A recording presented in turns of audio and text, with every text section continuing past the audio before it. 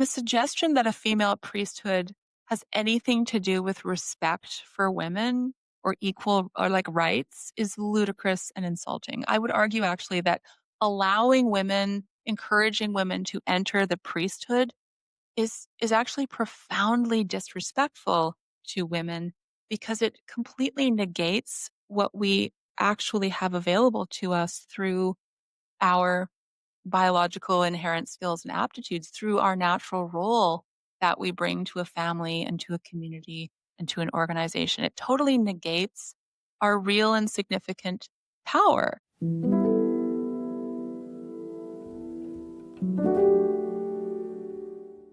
The socio-sexual dynamics in the Orthodox Church, as I've experienced it thus far, are completely different, entirely different. Our Orthodox community is the first experience that I have had in my life of a hierarchy, a framework, a structure, a community that is functional, truly functional, not perfect, but functional, and that mirrors the correct biological, social, and spiritual order. It's the only community I've ever experienced where I'm not only allowed to be a woman in spite of what is reflected in the culture, which is either, this like the trad wife fantasy, which totally isn't real. I don't actually think, I mean, people love to hate on the trad wife thing, but none of that is real, obviously. Uh, or there's the overtly sexualized, you know, stuff that is also terrible. Or there's the feminist thing. And so the Orthodox community that I have now been embraced by, I and my husband and our children, it's the first experience that I've had of functional sexual politics. And it's not even, politics isn't even the right word, like functional social dynamics that is rooted in the proper, correct expression of masculinity and femininity, balanced. It's the first environment where a true form of femininity is embraced and reflected and celebrated and honored, not just by the other women around me, but by the men around me whose presence and manliness actually facilitates our full expression as women. And this again is not an idealization of anything at all. No community or culture is perfect, of course. But what I've learned over the course of my lifetime is that there isn't even the hope of a functional community or right relationship between people unless at the very least that fundamental basis of physical and biological alignment is sound. And again, Anglicanism wasn't all negative. I mean, it wasn't even really negative as I experienced it as a child. There were many, many positive things about my experience of growing up Anglican. Just the very fact of having a structure of worship and some kind of outlet for contemplation and spiritual communing with God was important and valuable. And, I sang in the choir and I was in the youth group, and all of that was good. But it also encompassed and reflected and exemplified this larger dysfunction that was playing out in the micro level in my family, and then in the macro level in society at large, and then also within the church. So when I look back, what strikes me as particularly fascinating is that even as a child, I was acutely aware of these incongruities and complexities within the structures and behaviors that were being displayed around me, though I lacked the language to articulate it at the time.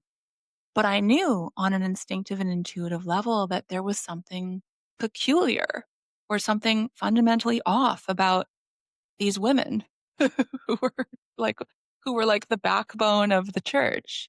Because even though I was supposed to, I didn't admire them. I didn't respect them. I did not want to become like them.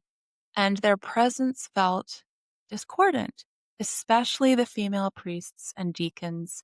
And this dissonance extended to the broader hierarchy and the structure of the church itself, which was so inherently broken. And although there were still so many aspects of Anglicanism that resonated with me, the traditional liturgy, the solemnity of the rituals, the transcendent beauty of the music. I mean, traditional Anglican hymns they're so beautiful, and I still love them. But I realize now that all those traditional aspects were the Orthodox aspects. Uh, and they were incongruous with the shifting social and relational and political dynamics that were happening, and put together, there was just this constant misalignment. And the presence of female priests was the first example of that I really perceived as a child. And what I sensed intuitively then is that it literally makes no sense for women to be priests, in exactly the same way that it makes literally no sense for women to be fathers. It's just not possible. A priest is a father figure. It's the man's role. So, the Anglican Church was transing women early on, at the forefront of the trans movement is the female priest. It's the man who is the father. The man is the leader of the household. The father, is the leader of the externalities of a community or a society or a country. And this is what the priest represents, among other things. It's really the only form that properly mirrors and is in alignment with nature. A female priesthood isn't merely unconventional, it's not progressive, it's antithetical to the very essence of the priesthood. A priest is by nature and by design a father figure, a spiritual patriarch. The role is inherently masculine. It's rooted in the archetype of the father as the leader, protector, and provider within both the household and the broader community. And the suggestion that a female priesthood has anything to do with respect for women or equal or like rights is ludicrous and insulting. I would argue actually that encouraging women to enter the priesthood is actually profoundly disrespectful to women, because it completely negates what we actually have available to us through our biological inherent skills and aptitudes, through our natural role that we bring to a family and to a community and to an organization. It totally negates our real and significant power. It presupposes that what we have to offer as women in our natural roles is somehow subpar or deficient somehow, or that we are deficient somehow. Ordaining women assumes that we don't bring enough as we are to the structure and the framework of the church. It's so incredibly demeaning. The church is a framework that is intended to bring life in the sense of cohesion and spiritual sustenance and spiritual closeness with God, that allows us to more fully actualize ourselves within the context of our families and our communities. And this upending of the natural order just renders everything completely meaningless, and not just meaningless. It's also an example of the satanic inversion. Nature itself is patriarchal, as is biology, as is the structure of the family. And by extension, the future of humanity depends on maintaining this natural structure and order. We just do a terrible disservice to women and everyone else by inverting the patriarchy, because in doing so, we just completely stymie and obstruct our capacity, again, as women, to step into our all important place within the church, within our families, within society, a rightful place that is just as important as the leadership positions that men are designed to occupy. There's no diminishment of anyone when we're living in alignment with God's design, which is a perfect reflection of nature's design. And I'm so tired of all this nonsense about matriarchies. Even in societies that are romanticized as matriarchal, the reality is that women still rely on men for protection, for provision, for paternity, for the stability that allows them to fully occupy their roles as women. If you're a mother, or if you're thinking of becoming pregnant, or if you're simply a human being curious about the nature of our origins, our purpose, and our connection to God, I want to warmly encourage you to check out my Amazon best-selling book, Portal: The Art of Choosing Orgasmic, Pain-Free, Blissful Birth. Part memoir and a chronicle of my own experience of giving birth to my first 9 children, part guidebook for women who are curious about exploring the possibility of pain-free, blissful birth, and part capacious, philosophical, poetic exploration of the power we have been granted by God to choose every thought, response, and reaction, which in turn orchestrates the shape of our lives. Portal is my love letter to humanity. It's the culmination of over 20 years of work as a birth consultant and birth witness, and of course, my own experience as a mother of now almost 11 children. Portal is available now on Amazon.com, and if you happen to be among the thousands of people who've read it and loved it, I would be so grateful for your glowing 5-star review, which will help to continue to propel Portal into the hands of mothers who will benefit from it. And this fantasy of matriarchal cultures is still a construct that remains dependent on the active participation of men as patriarchs, protectors, providers. These roles just are not interchangeable. They are always complementary. And when we strive to invert that complementarity, I know that's a big word that people don't like, we all get really messed up.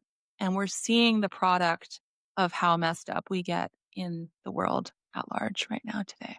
And really, all of these woke ideologies exist as mental constructs devised by those who are not only disconnected from the realities of nature, but who are seeking to disconnect. And this is the devil's work. And that sense of virtue that so many of these people who are doing the devil's work feel on account of rejecting the very structures that sustain life and order, like marriage, like biological sex, like the complementary polarity of men and women. This is what it is to be captured by Satan. That misplaced sense of self-righteousness derived from engaging in activism that directly contradicts the truth of God and the truth of nature is the devil working within a person. And as a child, I sensed this intuitively, although, again, I lacked the vocabulary to articulate it. And over time, as I grew up within the Anglican Church, seeing all this nonsense, I felt very loyal to the church, not really out of a sense of conviction, but more a sense of identity and heritage, but also feeling like, these as messed up as this is, these are my people. Like this is my family, so I gotta deal with this somehow. I have to, like, maybe I can do good within this, all of that, all of those delusions were at play for me. And again, my family's history is very much intertwined with Anglicanism, dating way back when to Henry's political and personal ambitions, which are really what led to the church's schism from Rome at that time. And yeah, I just felt, I guess, in some ways, a sense of responsibility to rectify so so delusional, but like to rectify the cowardice and compromises that my ancestors had made. And it was largely the sense of duty that kept me tethered to Anglicanism way longer than was reasonable. But let me backpedal for a moment because, as I said, I was very involved as a kid in the church. I was in the choir. I participated in youth groups. I even served as the youth delegate to the British Columbia Synod, which is, it's kind of a big deal. It was a significant event in my life. This was during the early 90s, which is a time when the Anglican Church was still fairly vibrant, but beginning to decline. I also want to say too that it was deeply uncool to attend church in the 80s and 90s, especially within my own social milieu of upper middle class Point Grey, Vancouver, where atheism and secularism were definitely the norm. Now, I didn't hide the fact that we went to church, but I certainly didn't advertise it. The cultural tenor was dominated by multiculturalism and sort of like secular enlightenment. We'd finally made it out of religiosity, and church going felt very antiquated and kind of anachronistic. And so I was like chosen to attend synod, but there was no one else who wanted to go. So it wasn't like a big triumph or anything, but I went and I witnessed, as a 13 or 14-year-old, I witnessed the first debates that were held over the blessing of same-sex unions. And this was a very eye-opening controversy to be present for. And, at the time I tentatively supported, or thought I did. I thought I supported same-sex unions. I wanted to support it because I recognized that this was the socially acceptable, proper leftist liberal position. And that's who I was. That's who my family had largely conditioned me to be. But I also thought, really, the truth is, I thought it was weird. Like, yeah, I mean, do whatever you want to do.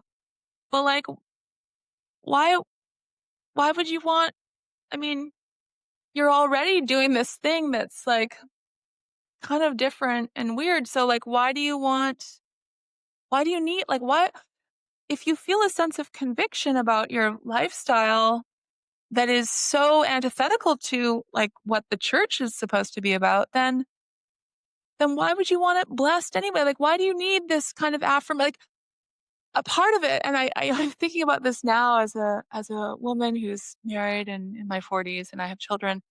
Like, I don't I don't want my marriage blessed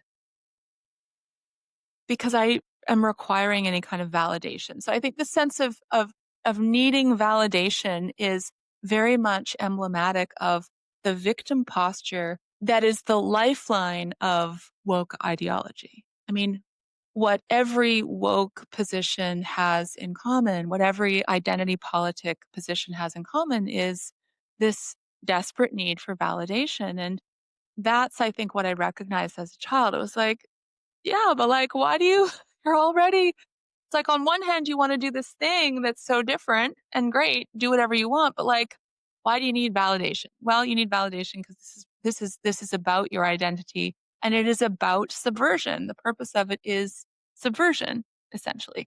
And again, not in a conscious way for most individuals. I don't think people really think this stuff through.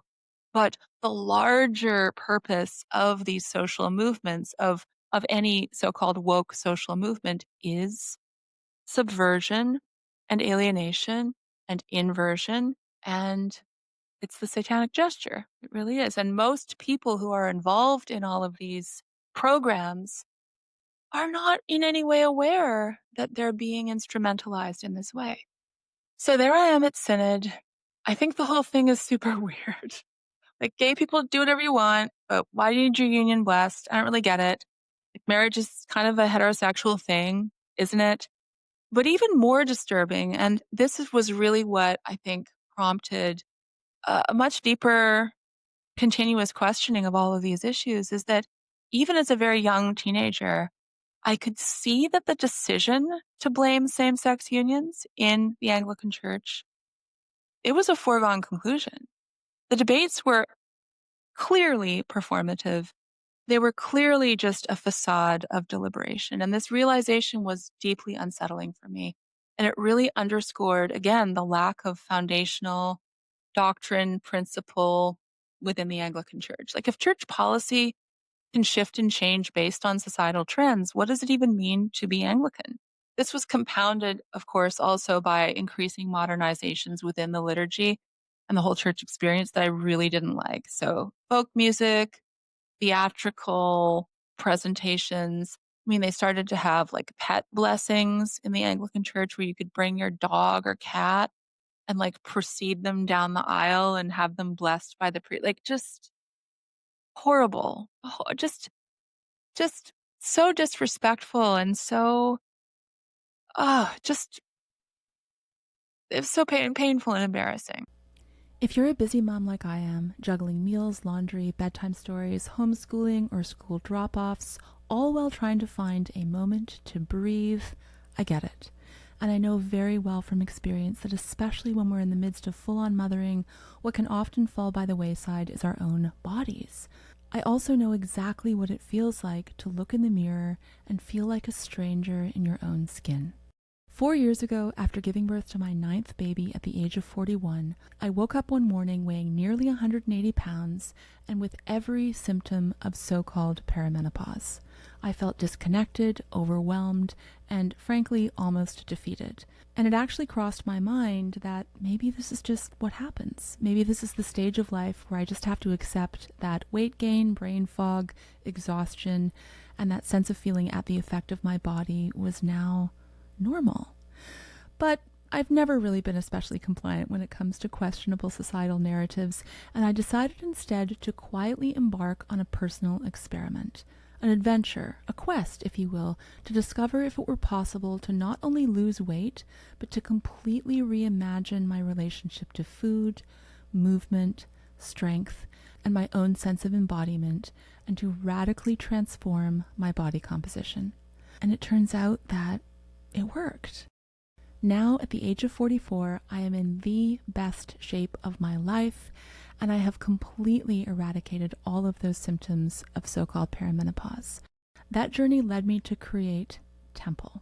Temple is not just another fitness program. It's not about quick fixes or cookie-cutter meal plans. It's about you, your mind, your body, and your spirit. It's about understanding the deeper reasons why we get stuck, why we struggle to create lasting change, and how to break free from patterns of self-sabotage for good. In Temple, I'll guide you through the exact, practical, and metaphysical steps that I took to nourish my body and to learn once again to move with purpose and to build strength, not just physically, but emotionally and mentally as well. More importantly, I'll help you rewrite the story that you've been telling yourself about what's possible for your life, which will inevitably result in dramatic physical changes. What I want more than anything is for every woman to feel as vital, vibrant, strong, flexible, and alive as I do, and I know that it's possible for you as well. Join me in Temple. I can't wait to see you there. Link is in the show notes. And it was alienating for me, especially because all of this nonsense was presented as a way of drawing in more young people. And yet, the more the church tried to appeal to the young people, the less affinity I felt for it. And I think my family's cultural snobbery also played a role in that discomfort. Like growing up, we looked down on the emotive, happy clappy Pentecostals and Baptists with their Christian rock music and their Christian dance parties and their Christian seances or whatever. I mean, maybe not seances, but close. And this disdain started to now extend to the Anglican Church's attempts to modernize, which really felt for me personally like a betrayal of its historical and liturgical beauty. And especially as a teenager who, like, I felt like a freak in so many ways in my life at the time. And I yearned for the beauty and solemnity and structure of the traditions that felt familiar to me and that also were the things that created this sense of connection to God. I felt completely disconnected when everyone was being weird around me. I wanted to be enabled to have a complete, like, this is what I think is so interesting too. I hear a lot of people talk about orthodoxy who come from an evangelical background, and they'll say things like, "Well, I don't understand orthodoxy, it's so structured." And I was always taught that, I could have a personal relationship with God just by, like, proclaiming my faith or whatever. For me, it's been completely the opposite. I am the more liturgical meaning and gravitas and structure available, the more I feel personally connected to God. So, I mean, people have their own things, I guess. All that to say, I really longed for the stability and the transcendence of traditional liturgy, but those elements were increasingly being overshadowed by trends that felt very shallow and pandering. And yet, as I said, despite all of my misgivings, I remained loyal to the Anglican Church well into adulthood. And for those who've wondered why I didn't convert to Catholicism, which was also part of my family history, I will do an episode on that specifically. But the short answer is that Catholicism has been and has always been just as transitory and theatrical and meaningless and heretical as Anglicanism, if not more so. And, Vatican II is a heretical travesty. Catholics are largely guilt-ridden weirdos. Papal infallibility is nuts. All of that stuff, right? But now the Pope is like worshiping Pachamama. And for anyone who's interested in going into the details, as I said, I will do a podcast specifically on all of that. But I should also say that for several years, our children attended a tiny Catholic school in New Brunswick, Canada, where my husband is from and where we raised our oldest kids for 15 misguided years. But the school, the Catholic school our kids went to was wonderful. And so again, there are really amazing, lovely, devout Catholics out there who I don't mean to insult, but Catholicism is it's just complete nonsense in my opinion. I also dabbled in New Age spirituality and yoga and Eastern religions as one does in one's 20s, but none of that ever resonated with me. It always felt ridiculous and performative. And, I have to thank my own parents because I've always had just a strong sense of internal structure and discernment, which protected me from the allure of cults and ideologies. Really. I've just never been susceptible to any of that, and even when I found myself in the midst of Kundalini yogis wearing turbans and Hare Krishnas in their orange robes, who were all just middle-class white kids aping this stuff. Yeah, I couldn't do it. I couldn't do it. I mean, I'm English, and when I met my husband Lee, he was an avowed sort of atheist with a kind of Buddhist tinge. But I insisted on raising our children within the Anglican Church. I mean, I didn't insist. He was pretty indifferent. Um, and in New Brunswick, we attended this little traditional Anglican parish in Fredericton, and it was the only church in our area where the Book of Common Prayer was still being used. And it was known in the city as being the kind of the conservative holdout Anglican church that was more geared towards people who wanted a traditional experience. And they were all old people, and the congregation was tiny, and we were the only family. I mean, Lee and I weren't even that young. Lee's almost 50 now. I'm in my mid-40s, but we were the only family with children who ever attended. I mean, once in a blue moon, there would be a grandchild that one of the old people would bring to church with them because they were having a sleepover with grandma and grandpa. But really, truly, everyone else in the church was in their 70s and 80s and 90s. Furthermore, on any given Sunday, there were maybe at the most 15 people total, and we were a family of 8 at the time. We had 6 children then, and we would almost double the congregation when we showed up to church. There was no Sunday school, obviously, because there were no other kids, which actually was a huge blessing in my mind because I always hated Sunday school. It's another thing I should talk about later maybe. I found it just to be incredibly boring. But my experience of the Anglican Church was like, kids go to Sunday school, the adults stay and listen to the sermon, everyone sits and behaves themselves in the cold, hard pew, and it's supposed to be punitive. Like, that was sort of part of it. Like, the suffering and the misery of going to church was sort of part of it. And that's also what is so, so different in the Orthodox Church, in our experience of it. We're just having a completely different experience of God and community and faith and life in Orthodoxy. Orthodoxy is alive. And it wasn't really like that at all at any point in my experience of Anglicanism. But back in Fredericton, we were going to this tiny little church, and I liked the priest and I liked the old people, and it felt like this was the best that we were going to get. This was the best it's going to get.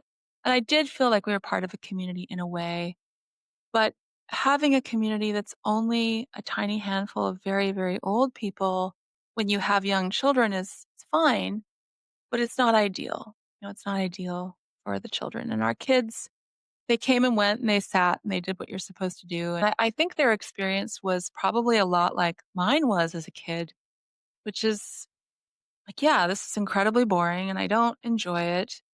But I can also sense that there's something here that's worthwhile. I think our kids had that feeling about it. And what kids love and crave and want more than anything is stability.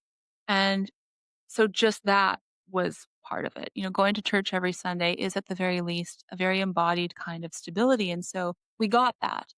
And also our priest and the congregation, they were conservatives, so they weren't supporting same-sex unions or transing kids, which at the time was a really big issue. And I had been canceled in my community, in the larger community for speaking out about that. And so going to this church with all these old people who were quite traditional was also very grounding and refreshing in that sense. And then 2020 happened, and we were told by our priest that if we couldn't show our health documents, we were not allowed into the church. And that was that. I was done. That was the end of it. That was well and truly the last straw for me. I was done. Tearing during birth is one of the biggest fears that new mothers have about the birth process itself, and for very good reason. A severe perineal tear can cause immense pain and discomfort postpartum, and it can also affect our body image, our sense of self, and our intimate relationship. And yet so much of the advice you'll find out there about preventing tearing is ineffective or downright counterproductive.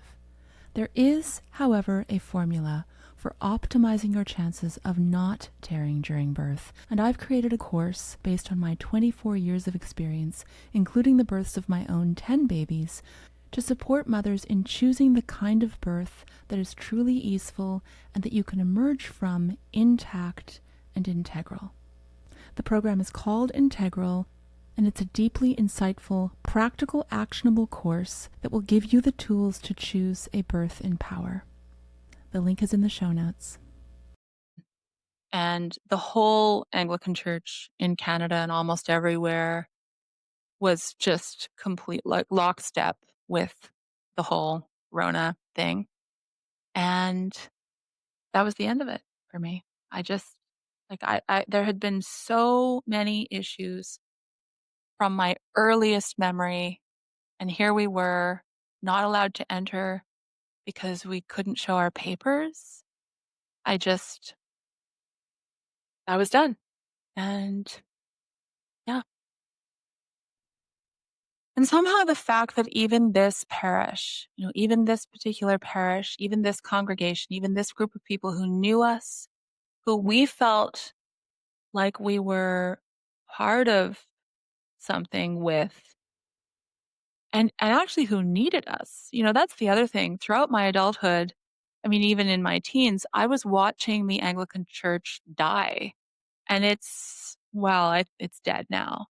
And I felt so much sadness about that. And at times I would also feel this sense of like almost sort of desperation, this urge to explain to my fellow Anglicans and to the Anglican organization as a whole what was happening, and to explain to them, to proclaim to them that they were going in the wrong direction. This is the wrong way.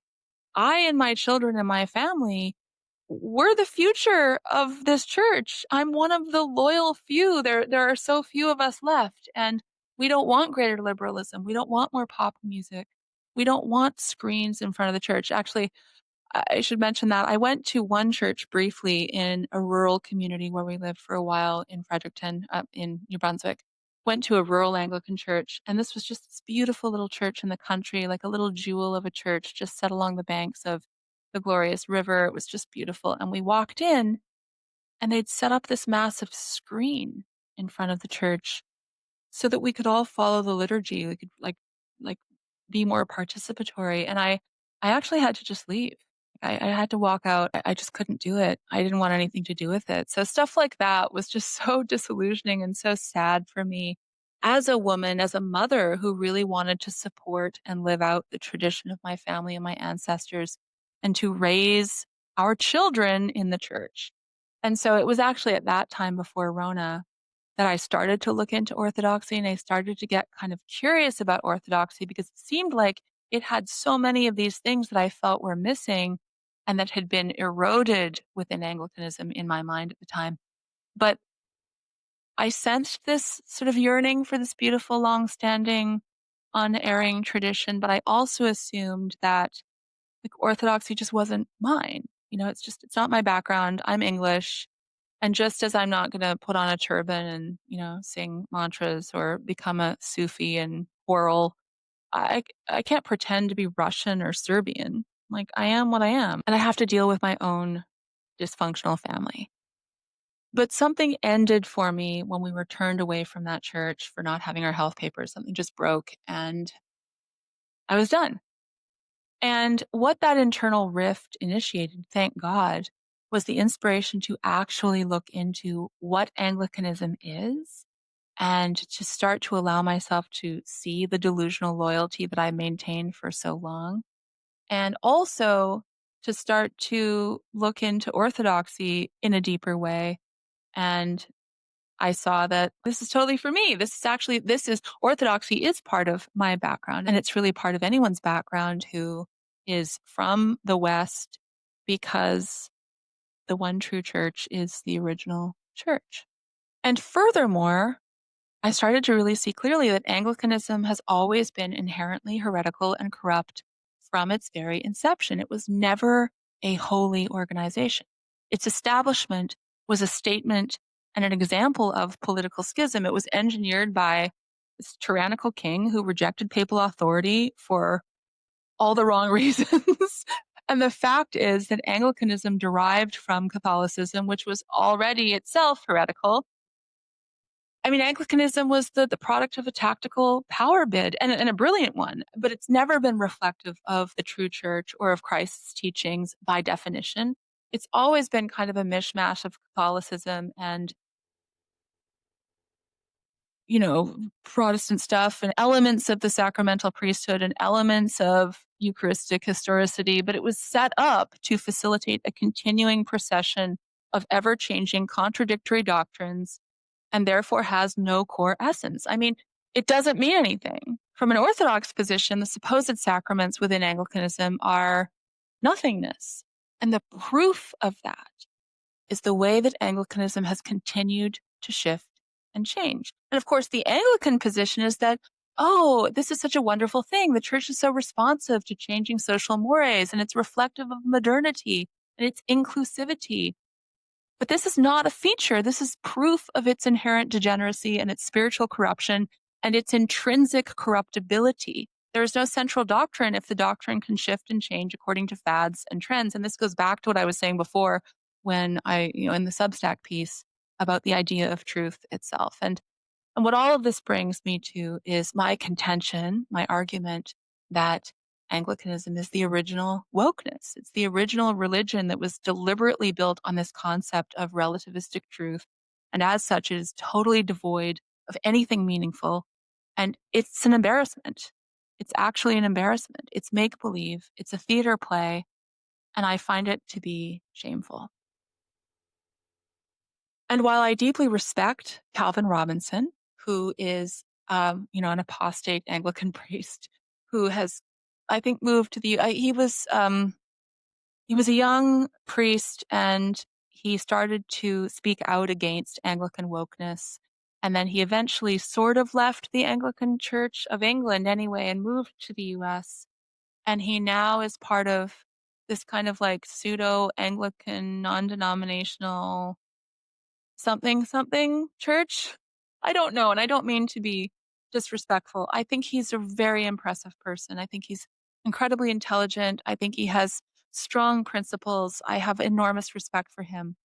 But I also think it's absolutely absurd that he's like objecting to the appointment of Sarah Mullaly and mourning the loss of Anglicanism, because actually it's perfection that she has been named the Archbishop of Canterbury. It is a perfectly poetic, hilarious example of the exact decadence, perversion, and utter irrelevance of Anglicanism and of its suicidality, really. And what I strongly suspect will happen is that the Anglican Church will completely crumble into further obscurity and irrelevance in real terms, although maybe the monarchy will continue to use the church as a theatrical prop, as it does. And more normal thinking people who actually yearn for God and sanity and a life of purpose and health and wholeness for their children will return to orthodoxy as we have. So I'll leave it at that for now. So that's a lot.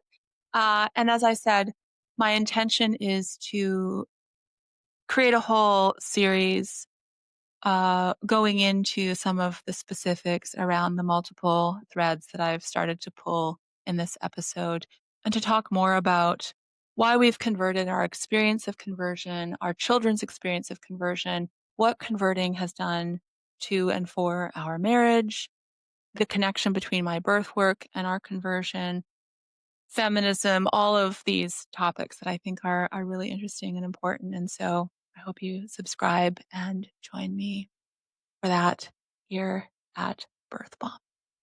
Okay. Thanks for listening.